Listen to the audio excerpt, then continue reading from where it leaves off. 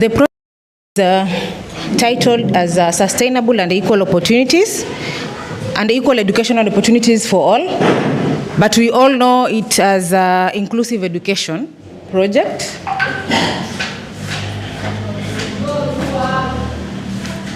And the project is funded by SISU. SISU is the biggest organization in Denmark. So IS Denmark, that is International Aid Services Denmark, has been supporting the implementation of Inclusive Education Project in 4 countries. That is in Kenya, whereby the project was being implemented here in Tana River. We have Tanzania, Sudan, and South Sudan. And the main objective of this project is that children facing barriers to learning in Kenya, South Sudan, Sudan, and Tanzania enjoy recognition and inclusion in social structures and have equal educational opportunities that positively affect their life, quality, and development as human beings. When we talk about children facing barriers to learning, in the project we are referring as the children with special educational needs and the marginalized girls. Tutaona huko mbele the marginalized girls ni kina nani, because we know in Tana River we have challenges with our girls. So we are talking about the girls who are enrolling late in schools, the girls who go through issues of child pregnancies, they drop out. Those are the ones we are talking about, marginalized girls. So the project has, it had 3 phases. Phase 1, it started from 2011 to around 2018. So this was basically, they were doing some baseline survey. So we had Tanzania, a place called Katavi and Rukwa region. In Sudan, Diling State, South Sudan, Terekeka County, and in Kenya, it is here in Tana River County. So it started around Madogo area in 3 schools, that is Anole, Mulanjo, and Adele primary schools. Then phase 2 began in 2019 to 2021. So this is the time that the project moved to Tana River sub-county, whereby the project was being implemented in 2 schools. Currently we are calling them our model schools, Bondeni and Kalkacha.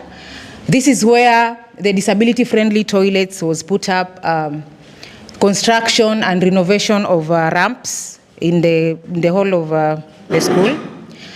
Then in phase 3, because we did some midterm review around 2023, then we were told to, to expand the scope, because in Tana River County, we know that we have close to 200 primary schools.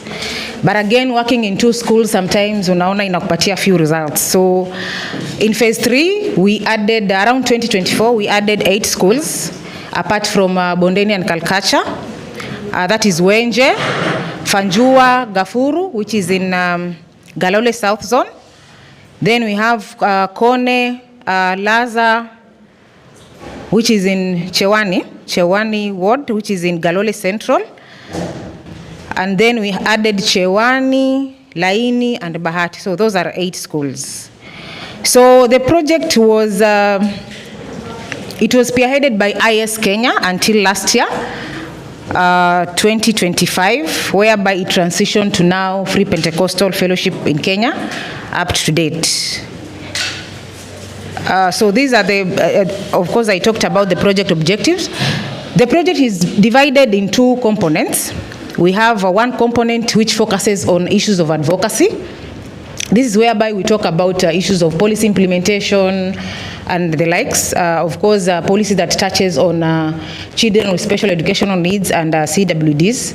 And then component 2 here is whereby we engage, we empower what we call civil society groups, but not the ones that you know, because here we are referring to the parents, the teachers, the learners themselves, plus everyone.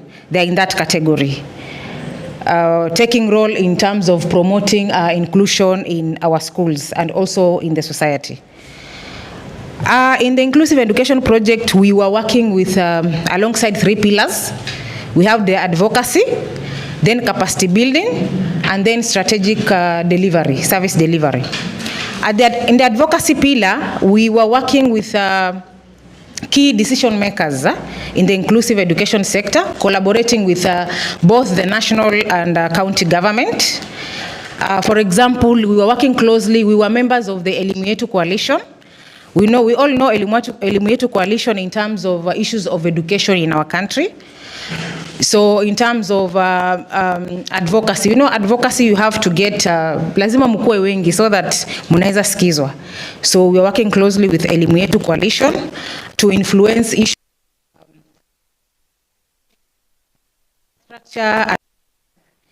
And while we were working with this one, Elimu Yetu Coalition, we had some issues gaps, some advocacy gaps that were collected around 2021. These were some of the gaps that we were pushing up there together with Elimu Yetu Coalition. We were talking about enforcement and implementation of the waiver of school fees for children with disabilities. We all know that we have special schools, and we were asking the government to please waive for this, because as we look at these children with special educational needs, for example, the closest school here in Tana River for, let's say, VI, we only have 2 special schools for VI and for IC, intellectual challenged. But the other categories, we don't have schools. So once a parent, the child has already been assessed, you see it's very difficult because we know the poverty levels that are in Tana River. So it's very difficult for this parent to take the child outside there. So once the government waives the school levies for these schools, it will be possible for all the learners to access education. Then another gap, it was about free medical services for children with disabilities in primary schools. I know we have one of the disability committee member here. He will confirm that once a child is assessed and has the certificate and goes to the hospital, I am sure they access these medical services for free. Then we were talking also about, we were pushing about insufficient barrier-free physical and social environment. Here we were talking about the disability-friendly toilets. We are talking about ramps. And the fact that we had shown the government that this is the way to go, I know one of the achievements that we've had, there was a replication in the neighboring schools. Right now, if you go to all the schools, we have these ramps erected in our classrooms, except maybe for disability-friendly toilets. But I know sometimes last year we had an organization who constructed disability-friendly toilet in, I think, Laza Primary and Vukoni. Then we are talking about enforcement and implementation of policies on the training of teachers in school assessment. We all know that in the training colleges for teachers, there is just that a component or a course on issues of SNE. And we are saying that every teacher should have this knowledge, should have a knowledge on special educational needs and inclusive education. Because in inclusive education, we are not talking about segregating these learners. We are saying, can we include these learners into the mainstream schools? Can we have them? Of course, those who have the mild disabilities, not the severe ones. Those who can be able to, to learn with the others. Then we were advocating also for assistive devices and teaching and learning materials. We all understand that we have this challenge in, as a country or here in Tana River. The assistive devices, mostly, they are being taken to the special schools. What about the learners that are in the regular schools? Do they access these assistive devices? For example, if we have a learner who is supposed to use a wheelchair and is in primary school, can he or can she access this device? So we are asking the Ministry of Education, of course, together with the government to, to facilitate this one. Then the last issue that we were advocating for, together with Elimu Yetu Coalition and our CS groups, we were talking about, in our country, we have good policies. We have so many policies, but implementation-wise is a challenge. So we are saying that we've shown you the model, the inclusive education model. in terms of disability-friendly toilets, the ramps. Can we have a replication of this throughout, not only in Tana River, but as a country?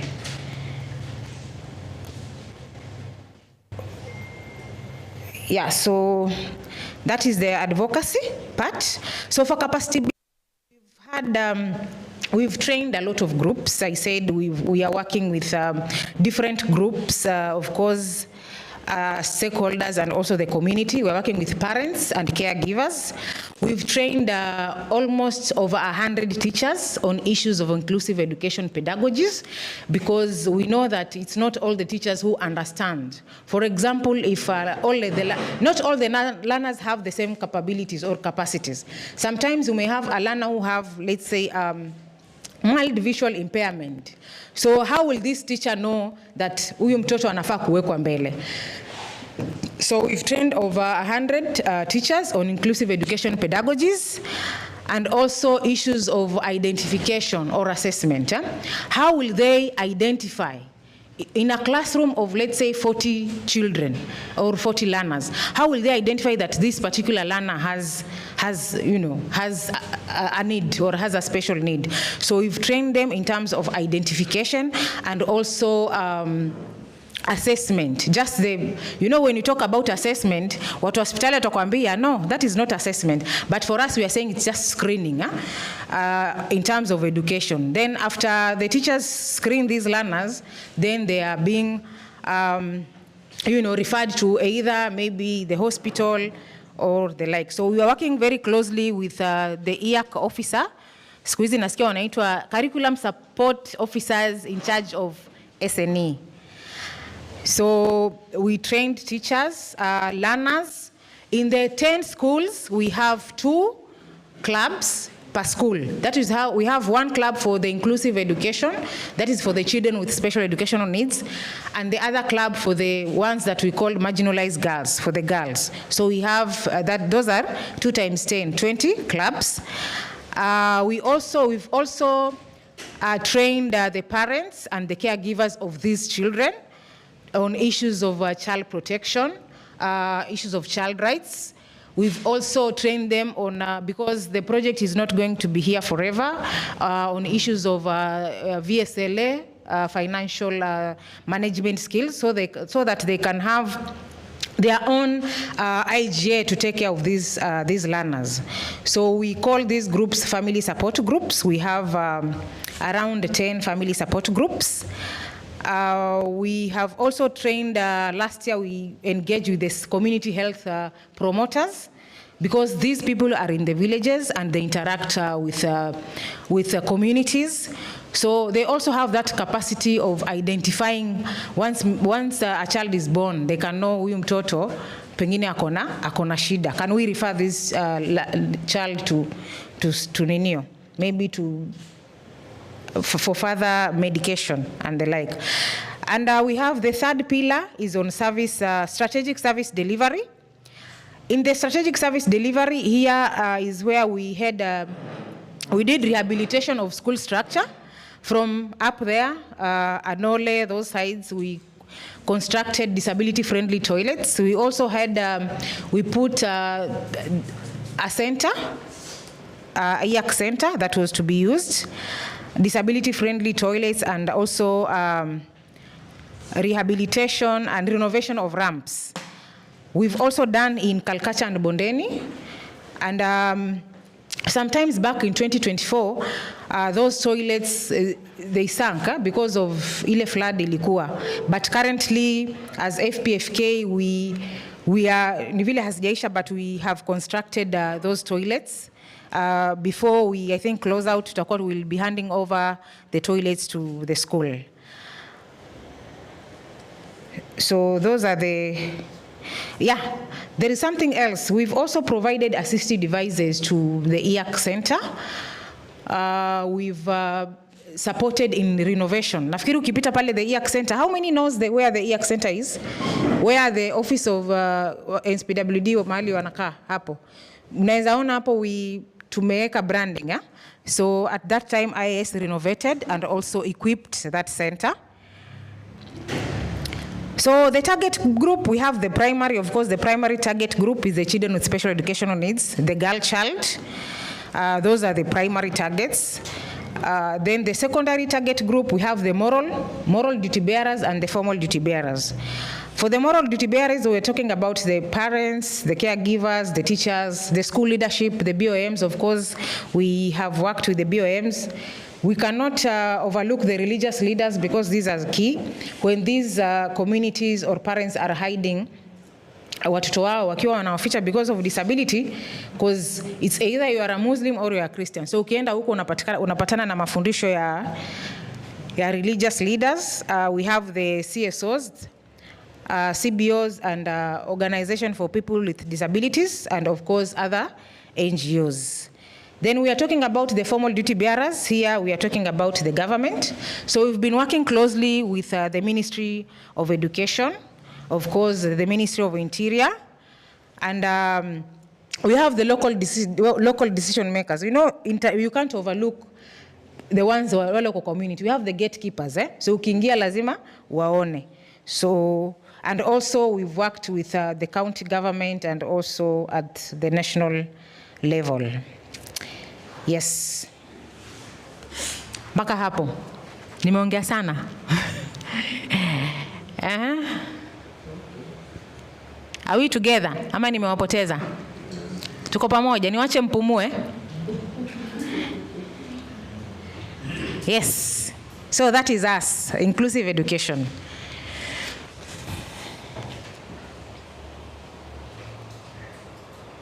Anything from anyone before I proceed? Because you know I'm a trained teacher. Nikianza kuongea, I will talk mpaka nimalize. Kosa. And allow me, ni swali ama ni contribution? Okay. Kuletee. Nimeambiwa Jesus. I heard you mention about the inclusive education clubs in some of the schools that you've supported. Maybe just to understand, are the clubs meant for only learners with special education needs, or are they inclusive? They are inclusive. Okay. Yeah. They are inclusive because when you say hili ni klabu ya wale watoto walemavu, you see that tayari it causes stigma. Yeah, so these clubs are inclusive. The learners with special educational needs plus others. Yes.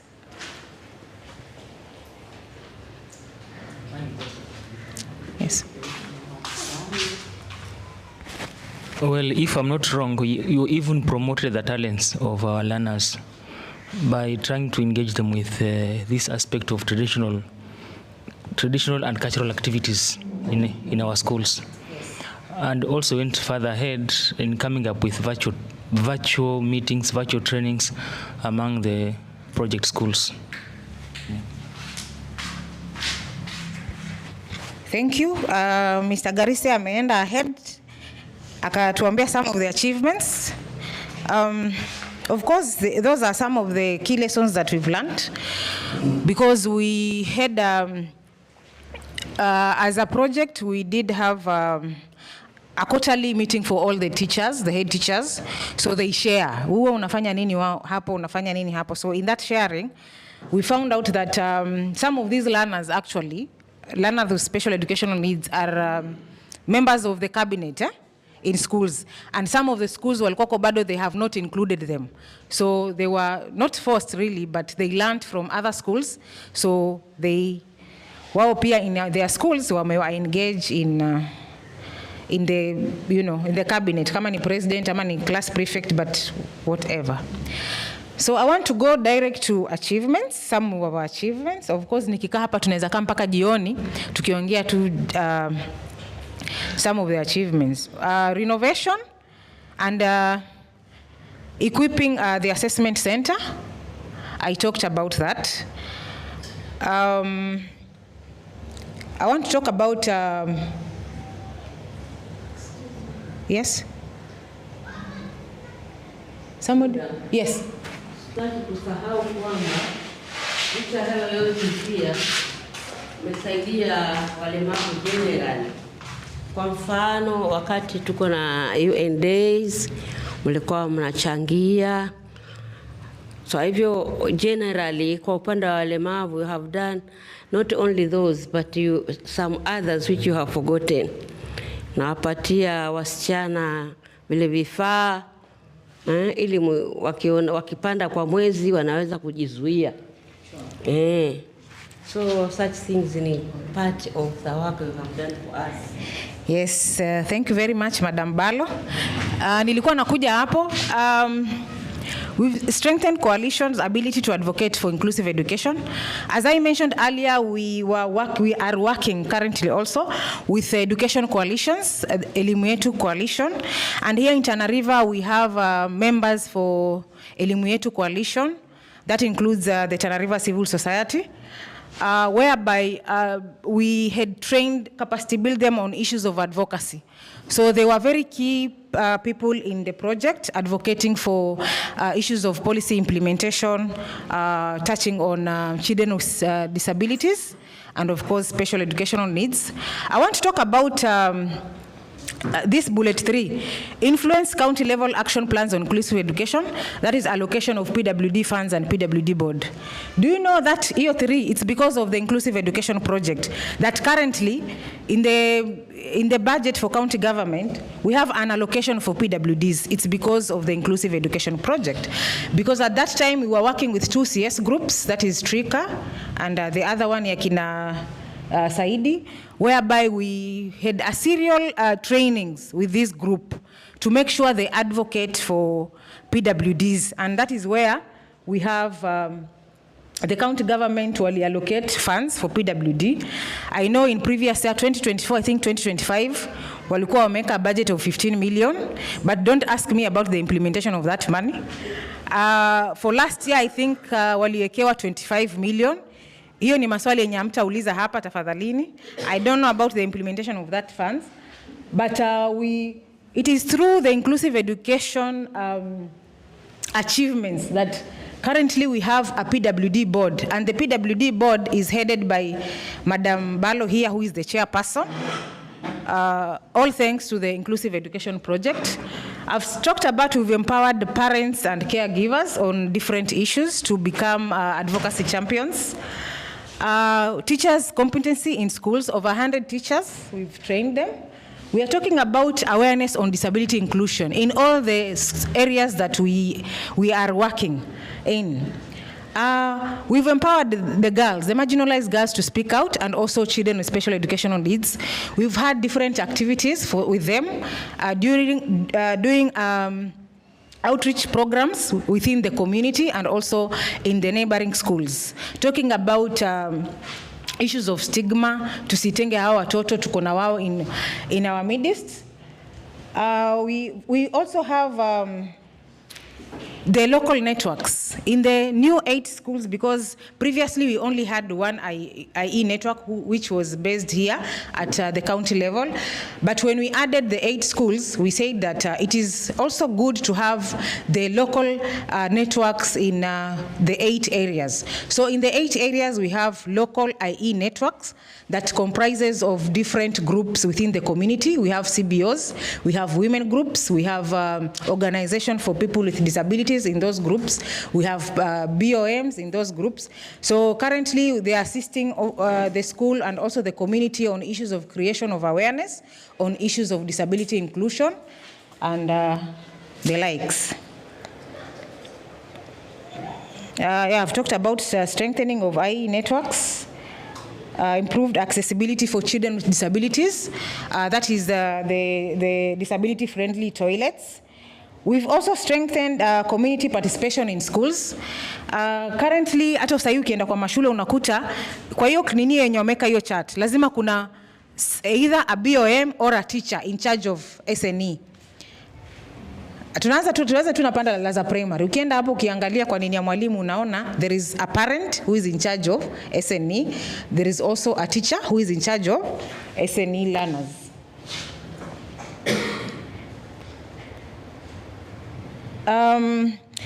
Increase the enrollment of children with special educational needs. I'm sure kitambo parents were very adamant to take, mtu anaangalia hivi, mtoto wangu anaweza soma kweli, siwezi mpeleka. But you see, when we engage these parents in the sensitization meetings, the creation of awareness, unakuta mzazi anasema wacha nianze, cause even assessment haiwezi fanywa kabla mtoto haujampeleka shuleni, si ndio? So lazima mwanzo access education ndio afanye nini? Afanywe the education assessment. So we have increase in terms of the learners with special educational needs as compared to before. And also our girls are also they are getting back to schools because anasema kuzaa sio mwisho wa kusoma, so anaendelea. I want to talk about the numbers here. So since 2022, this is now the last phase. Since 2022, we have 368 learners with special educational needs that have been enrolled in our 10 schools, across the 10 schools. That is since 2022. And then we have assessed, of course, with the IAC. When I talk about assessment, nimesema naongea about the functional and educational assessment. We have assessed 699, that is 393 boys and 306 girls since 2022.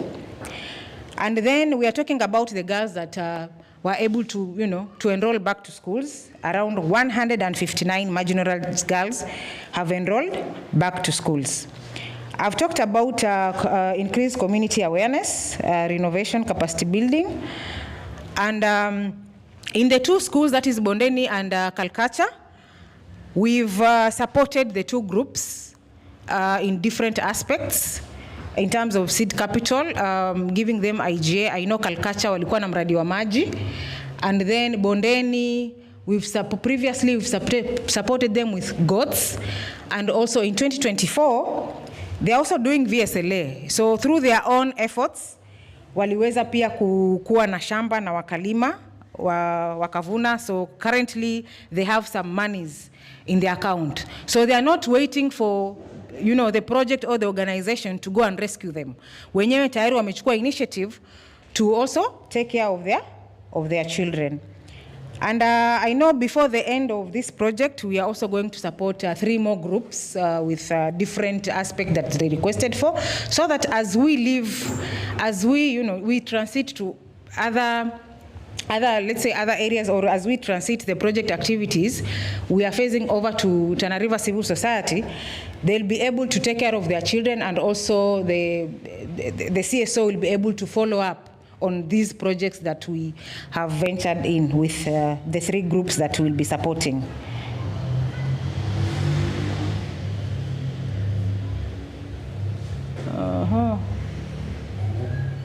Yes, there are so many achievements. Najua kuna wengine wako hapa wanazijua. I know last year, the 2025, mwaka wa 2025, because it is the last year of the project, tulikuwa tumeongeza some activities, because previously we were not working with closely with the Ministry of Health on the Disability Committee. Si tunasema we were assessing these learners on issues of education, functional and educational assessments, ndio? So once the learner amepewa referral to the hospital, do we follow up? Sometimes unakuta mzazi anatoka interior. That parent coming to access the hospital afanywe assessment inakuwa ngumu. So this year we've worked closely with the Disability Committee to assess these learners, and also to refer them. Ama wafanyie, wengine wamefanywa placement, kama kuna severe disability amepelekwa shule nyingine, kama anaweza kuwa mainstreamed amekuwa mainstreamed. Yule mwenye ameambiwa pengine sikio ina shida amepatiwa dawa, and the like. Sawa. What else, Madam Balo? There are so many things. Mr. John, welcome. Karibu sana.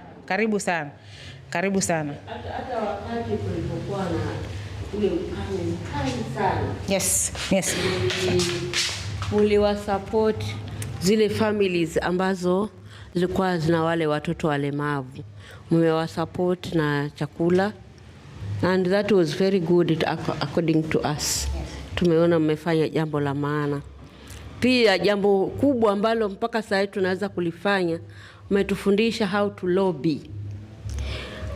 Hiyo lobbying ambayo umetufundisha ndio imetufanya tukalobby for a law ambayo itatugovern, na ndio hiyo law imezaa hiyo board, na hiyo board ndio ile ambayo sasa ndio ina support walemavu. Kama itakuwa sawa, I am sure hali zetu hazitakuwa mbaya kama vile mmetukuta, and it is through your effort ambayo umetusaidia nasi tukachukua tukapeleka huko ndani. Hata sisi tunashukuru kama watu tunaoishi na ulemavu, kama walemavu ambao tunatafuta haki za walemavu. Umetupatia through you, pia mmetusaidia tukaweza kutoka nje kujaribu kuwahamasisha wazazi wasifiche watoto wa haki zao, wale ambao wako nje community wajue haki za walemavu ni nini. So we are very thankful. Yeah, thank you so much. Madam Balo pia aliongea about provision of sanitary towels. Yes, the inclusive education in Tana River haikuwa ina work on issues of education peke yake, but previously we also supported, venye amesema, wakati wa kiangazi tulipata some funds mahali tukasupport some families, and tumekuwa pia na miradi mingine ya resilience kitambo when IS was implementing, waka support some families with mambo ya water pump machine and seeds and the like.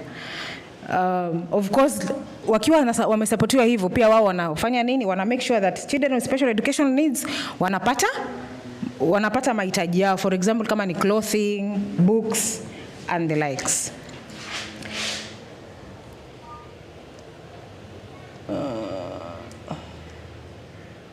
Yeah.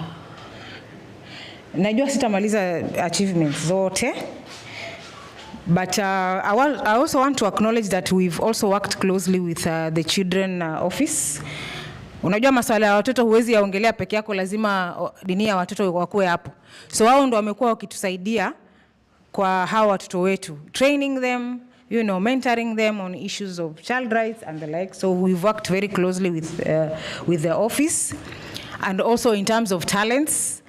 The project also acknowledges talents za hawa watoto. Tumefanya na wao ili kuweza kukuza talanta zao, and that is why we are talking in tutaona some opportunities pale, because CBE imekuja ina focus on the talents. So that is an opportunity as inclusive education ilikuwa inaangalia, because previously the 844 ilikuwa ina focus sana na mambo ya mengine, but with the introduction of CBE ina focus on talents. Hapo ndio pale ambao tunaona sasa watoto wetu hiyo talanta yao wanafanya nini, inaweza kukuzwa. And by the way, Chewani kama hamjui iko na unit ya VI. We all know that. Tunajua. So that is why I think Chewani was also chosen in this project. So katika hizo achievements zote tumeongea, lazima tumepitia hurdles, tumepitia changamoto.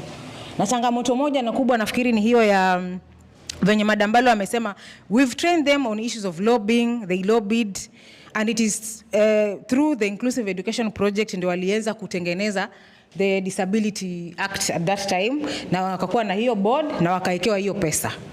So the challenge has been now the implementation of that hiyo pesa. Hiyo hatutaiongelea hapa because it's a discussion that imekuwa. So I don't want to focus on that.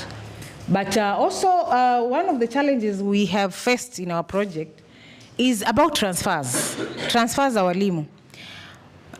Previously naweza kuta like in the two schools we trained all the teachers in that school on issues of IE pedagogies, issues of assessment and the like.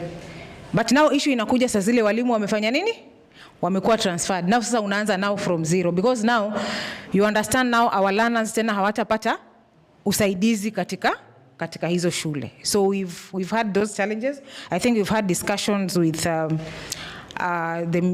the TSC on how, but of course unaambiwa, you see mwalimu akitaka kuenda transfer huwezi mzuia. There are so many reasons kwa nini mwalimu anaenda transfer, so that has been one of the challenges. We are also talking about issues of advocacy. Issues of advocacy si safari ya siku moja. Siwezi sema ninataka, let's say ninataka all the schools zikuwe hivi alafu ifanyike, si ndio? Ni safari ndefu.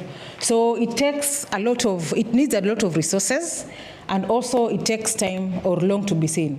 Tunaweza sema pengine sasa tumefanya hivi, or we lobbied through maybe the Ministry of Education, ama tumeenda kise tumesema tunataka vifanywe hivi, but hatutaiona saizi. Maybe in the next 2-3 years saizi tutaona matunda ya inclusive education. Then we are talking about how many knows the policies that we have that are related to SNE. Tunajua ngapi? Hello. Do you know that we have policies that are related to SNE? Ziko.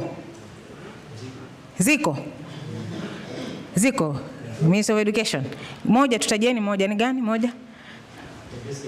The Basic Education Act. Madam Zawadi. Persons with 2025. It was reviewed, 2025.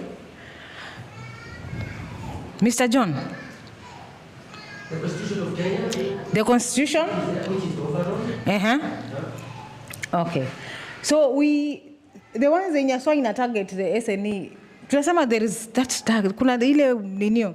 As a country tuko na policies mzuri sana, tuko na nyingi, but sometimes unakuta, like for example saizi in the regular schools, ule the capitation ikija inasema kama hii ni different na ya mtoto mwenye akona mahitaji maalum ama mtoto mlemavu. Si inakuja tu as one, si ndio? Inakuja tu as one. But we have to acknowledge that we have these learners in our regular schools. Ama hatuna? Wako, si ndio? But now tunakuta inakuja tu kama mgao mmoja. Then we are talking about lack of goodwill from some of the policy makers. Who are these policy makers? We have our politicians. Wao ndio wanatengeneza policies.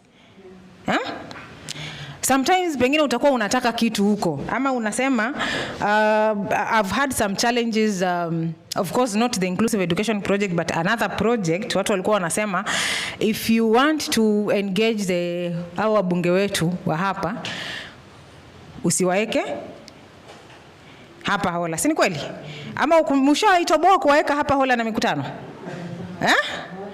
Hawatakuja, si ndio? So sometimes kuna that lack of goodwill.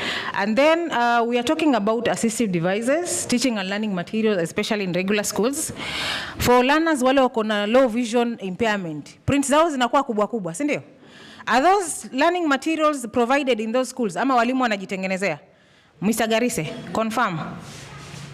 Are they provided in those schools ama mwalimu anajitafutia? For example, wale learners wako na low vision, zile ziko na large print, yes, wanajitengenezea, si ndio? So assistive devices, nimeona we have one example in Laza Primary. We have a child who has braille machine. Hiyo iliprovidiwa by another partner, not even the government, si ndio? Through interventions of the teacher and the IAC, the learner was able to get that braille machine, and that is a very good case of an inclusive setting, because this learner anasomea wapi? Hasomei Lisa, anasomea Laza Primary. And I think if we watched, kama uli watch news jana NTV, I think the story was ilikuwa kwa NTV saa moja jioni.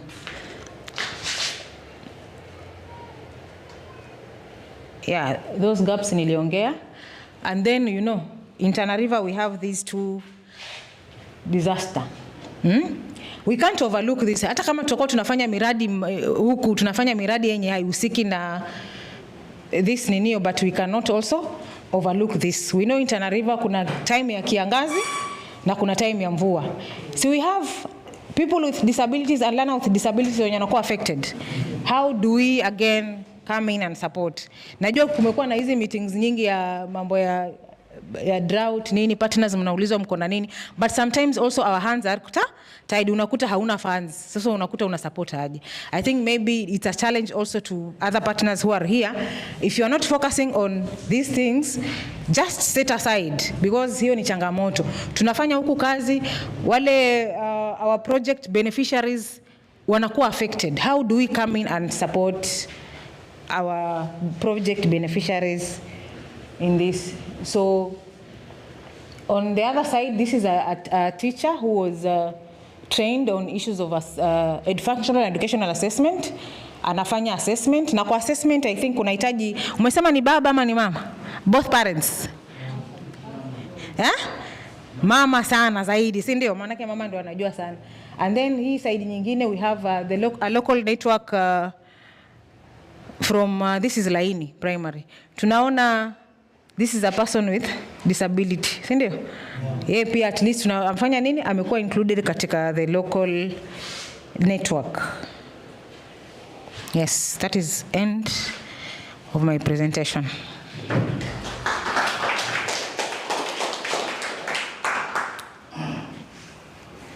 Yes. Maybe one thing you also consider is, I'm sorry, I came late because of unforeseen contingencies. My name is John Dado, the chairperson of Tana River Civil Society Organizations Network, and a partner to FPFK. What I have to say is we should also consider climate change factors, mabadiliko tabia nchi ambayo pia yanaathiri elimu kwa watoto wa kike, elimu kwa watoto wenye mahitaji maalum. Kwa mfano, Makere Primary School is not among the target schools or the target local IE networks, but it was affected by floods the other day. I think, was it 2 years ago? That was around 2024. Yes. By the time the civil society had visited the school, more than 75% of the structures in the school had been swallowed, had been marooned by the floods. So wakati tulifanya mpango, tulikuwa kuna director of communications pia, was part of the team. Tukarusha hiyo kwenye mitandao, haikumalizika wiki mbunge akaenda pale, haikumalizika wiki senator na governor. Shule ikabidi imejengwa mbali kilomita kadhaa kutoka pale mtoni. Lakini ilikuwa ishachukua muda, watoto walikuwa wameshaathirika kukosa masomo pale. Asante.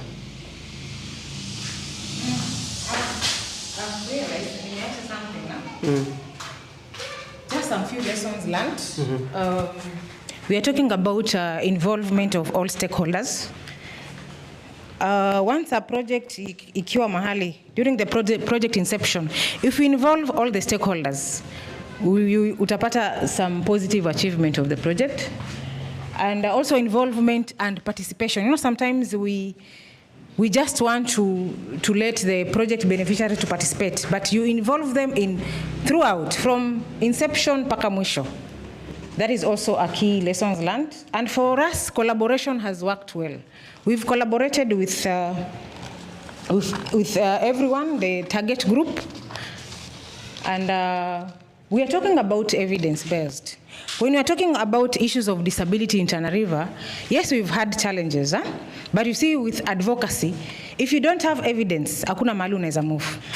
See, wewe ni kweli. For example, saizi hapa niulize, in Tana River, how many children with disabilities do we have? Tuko na, nani anajua hiyo data kama tuko nayo? All division. Do we have? Na tutaipata wapi? Where are we supposed to get this data? Tunafaa tuipate wapi? Saizi at the NCBWD, Ministry of Education. We do not have a county department that deals with that. I don't know, but it's been a challenge. This is because everyone is doing, kila mtu World Vision wako na their area of operation, so they just go to their area, they do their ninio, wanafanya data yao pale, wanajua in our area we have this number of CWDs. Another one, Chao, wanafanya 10 areas zao. I think we've tried to lobby through the CEC education to have all the partners who works on the disability inclusion sector to have that technical working group team. I know through Madam Zawadi we have that team for disability inclusion, but that one is not enough. We need that data. For example, mtu yoyote anaweza kuja, pengine si tunatoka, mwingine anaweza kuja anasema anataka data. Nikienda hospitali, yes wako na wale wamefanya nao assessment. NCPWD anasema wale wamekuwa registered as people with disabilities in Tana River, the number is low. It's how, I think 100 and something. Yesterday we did another registration. We've been having registration at SSC as Monday. So at the moment, I think we are at around 200 plus. 200 plus. Is that the true picture or a true reflection of Tana River County for PWDs?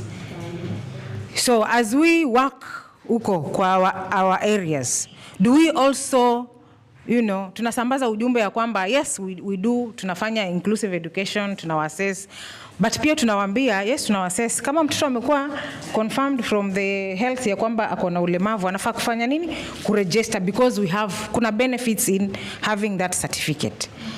So it is my appeal to you as the ones wale wenye mnabaki behind. Say disability inclusion is everywhere. Usiseme mimi nafanya na health, mimi sijui mambo ya disability. Mimi sijui nafanya na watu wachao, sijui mambo ya disability, but we have to do disability mainstreaming. Sawa sawa?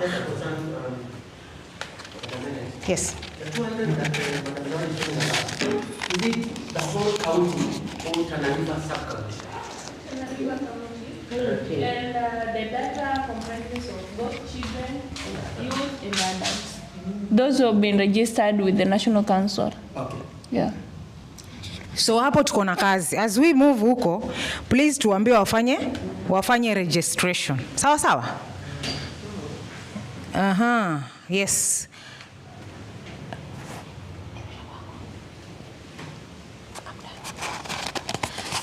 Yeah, so anything else before I give the mic to?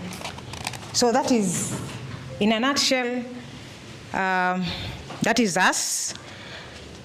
And we are so grateful because inclusive education as a project, pengine wengine hatukuwa katika hiyo nyanja. Personally, I think I'm a teacher, but working in inclusive education imenipanua my scope. Right now, if you ask me, ndakwambia that is the line that I'll go with, because it's so interesting. Very, very interesting. So if kama hamja mainstream issues of disability inclusion, please do. Sawa sawa, to make sure that our watoto wetu wanaweza kufanya nini? Ku access education. We have so many cases zenye ziko nje. I think we were doing some operational research the last 2 weeks, and it is so unfortunate that I think we went into one village, I think Chewani. We have a learner with disability, albinism, sorry.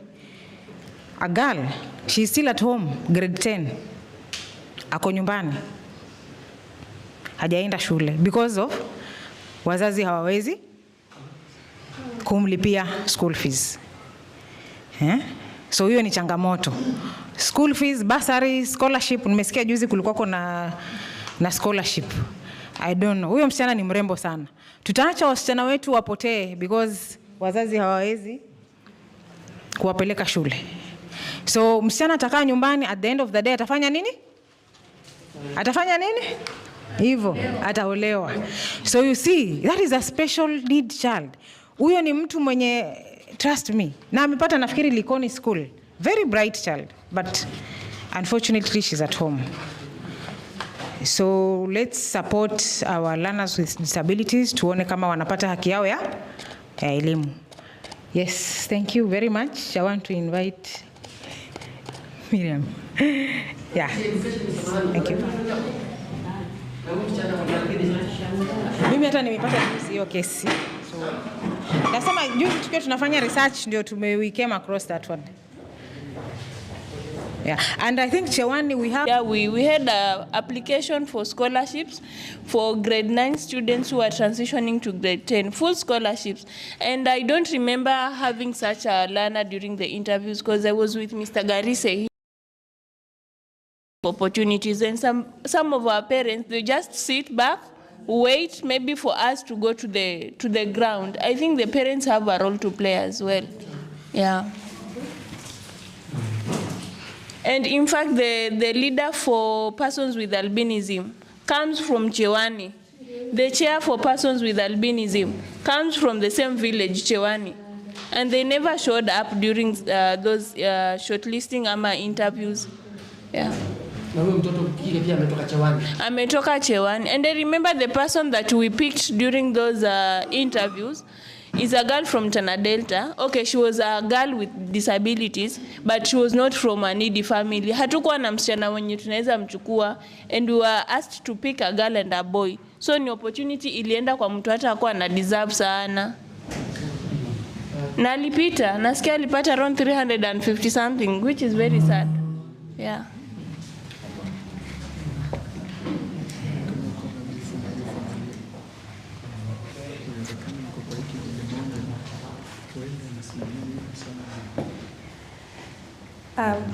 Tunaendelea vizuri. Kulingana na vile Salma ameweza kupresent, tunakubaliana kwamba hiyo ndio achievement, challenges kama stakeholders. Hivyo ndio mradi ulitekelezwa. Tunashukuru kwa hiyo. Tunashukuru the project team hapa on the ground kwa kazi nzuri ambayo walifanya. Zaidi ni nyinyi kwa sababu ya ushirika ambayo tulikuwa nayo, ndio maana tukaweza kutekeleza mradi huo kwa ukaweza kufaulu. So I want to go through last month we conducted a monitoring visit.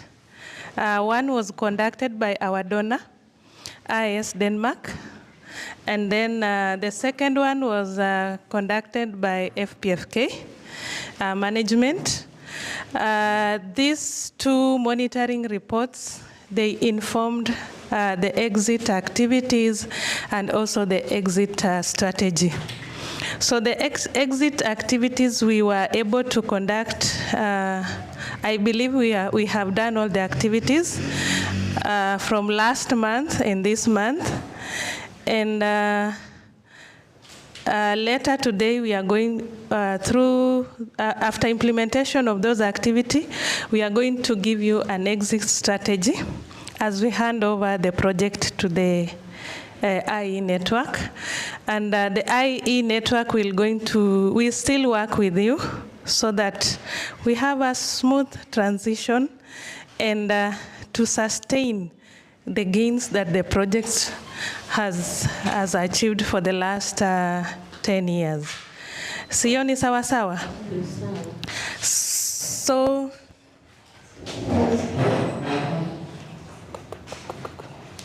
okay.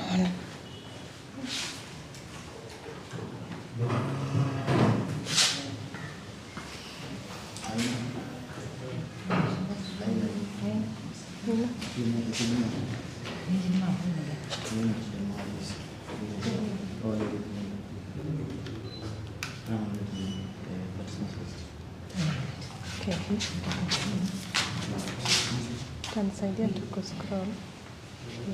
Ndio this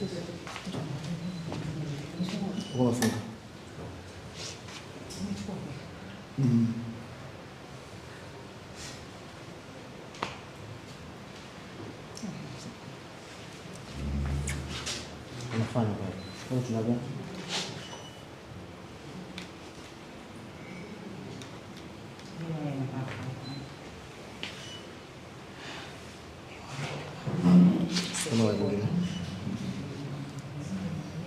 Kuna flash disk. Kuna flash disk. ya beba.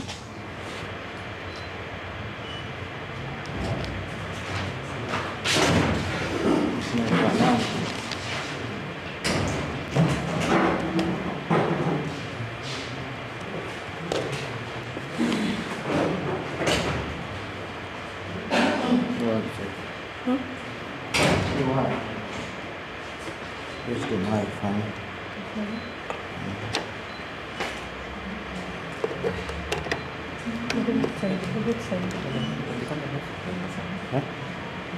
Huyu jamaa bado.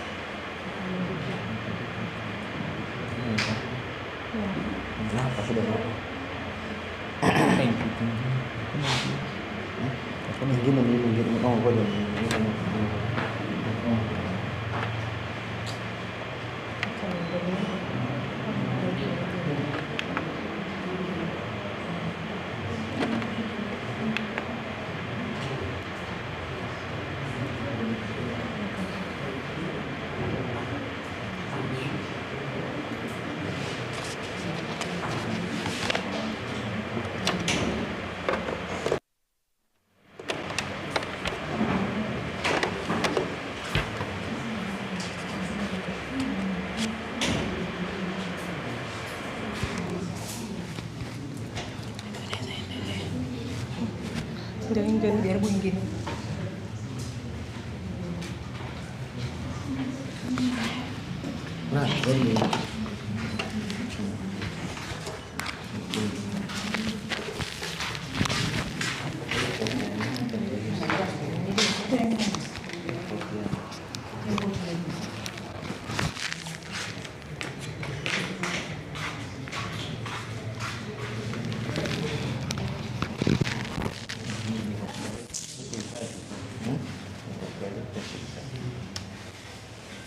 Tuendelee tu.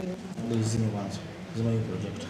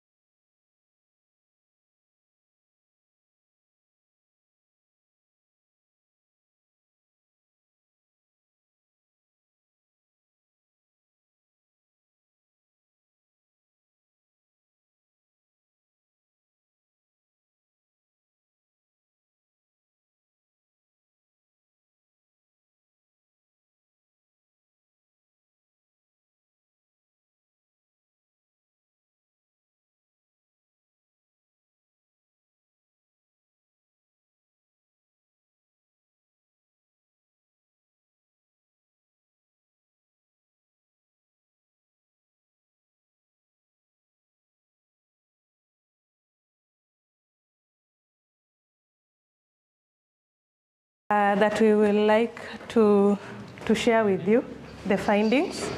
And these findings have informed the exit strategy for the IE program. So, hey, munaona kweli?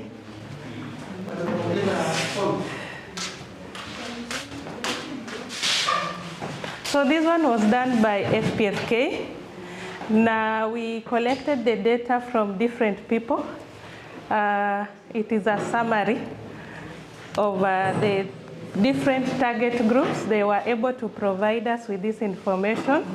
So usitoka hapo ukisema, inaonekana ni ile group ya Leza ilisema. No, it is a general information, a summary of the discussion we had with all the target groups. Sawa sawa. So number one, so I will urge you to take it positively in the advice on how we are going to implement the recommendations highlighted in these two reports. So I will start by going through the challenges. I will skip those challenges that have been highlighted or mentioned by Inet. I'll just focus on a few challenges that were not highlighted. Number one, advocacy efforts. In this case, advocacy, trying to have a budget allocation. The target participants were able to say that the funds were diverted. The development plan is being implemented without public participation. And then the next one is that the network members expressed fear for their safety, especially when they are working on sensitive issues.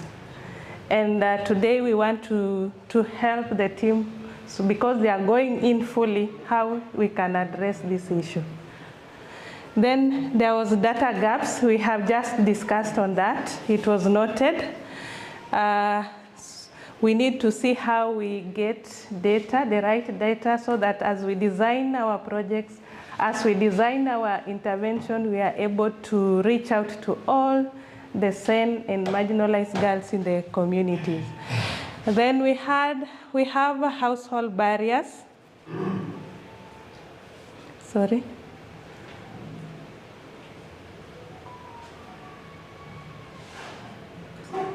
Maybe.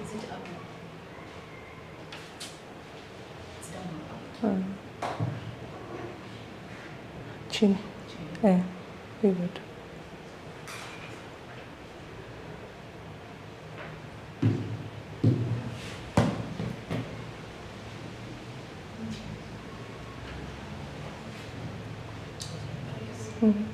Some parents face extremely difficult physical challenges when it comes to registering their children. This is in terms of logistic. Wanaona kwamba kuna wale hawana zile pesa ya transport, pengine wako mbali, na kuwafikisha watoto wao ili wafanyiwe registration imekuwa changamoto kwao. Then we had a challenge of transfer of teachers as highlighted. Then a few schools raised a challenge of fence and gates. And this leads to a risk of children with mental health wandering off or even escaping. Then there is a severe shortage of assistive devices. We move.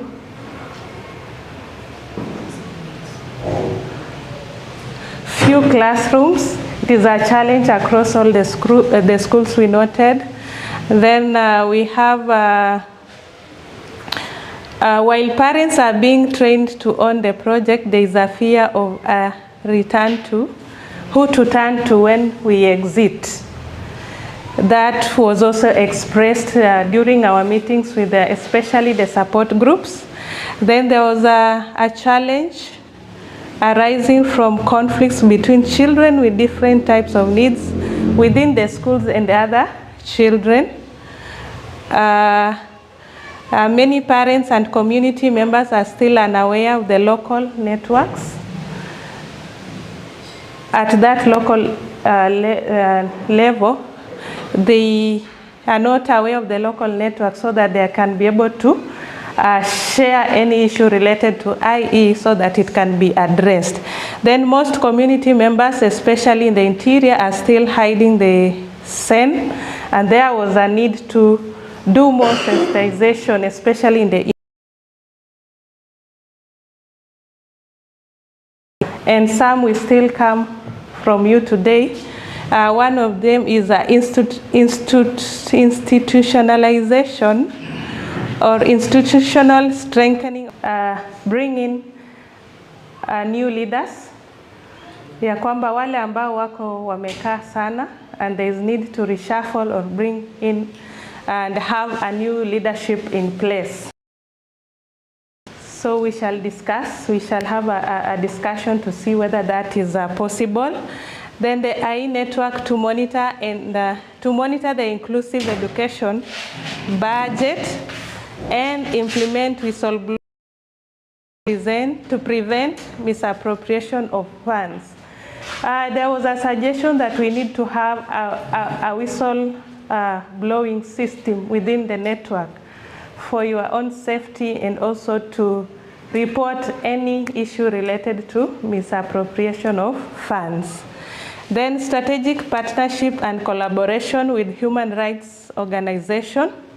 As we exit, partnership and collaboration is very key so that we are able to work together, because you'll find that this department can do a certain intervention and may be limited to some extent when it comes to a different intervention.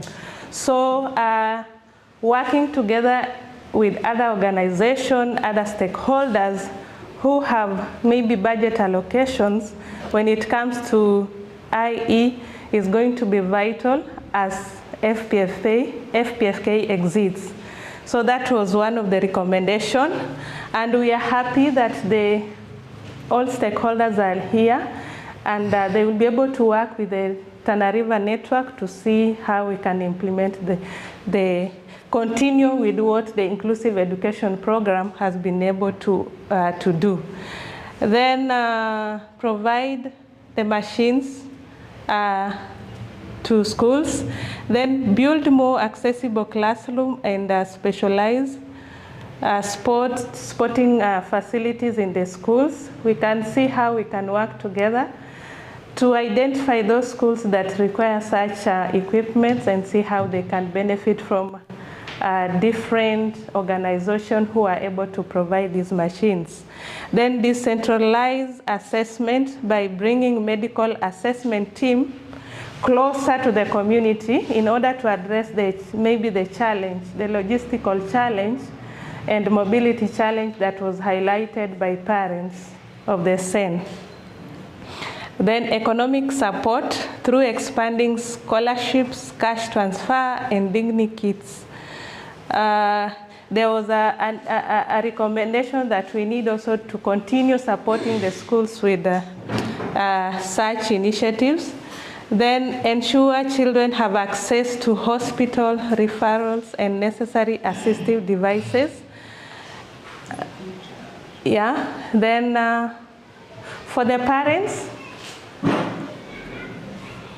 train parents on mindset transformation to move away from poverty trap and encourage them to take an active role in their child's education.